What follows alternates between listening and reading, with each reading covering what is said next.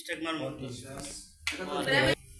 আমার মা যেহেতু মূলো আর ভাত দিয়ে খাবে, একটা কাজ করো, আমাকে দাও ভাত, আমাকে দাও।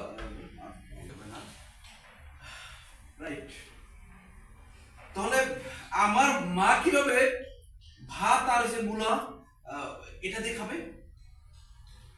মাহি, তোমাকে একটা কথা বলি, তুমি কি মনে করছো এই ঘরে? মাহি, তোমাকে একটা কথা বলি আমি, তুমি কি মনে করছো? কোনো দোষ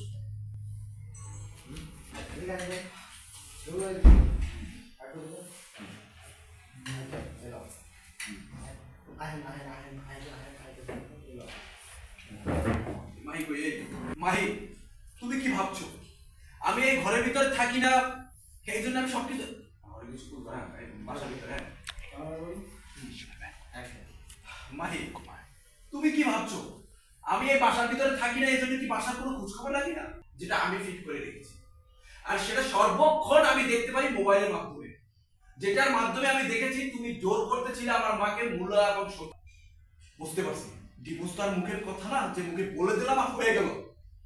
তোকে আমি কোর্ট থেকে কালকে ডিভোর্স দেবো। আর তুই জানি কত টাকা পাস আমার কাছে? কাবিনের টাকা 9 লক্ষ।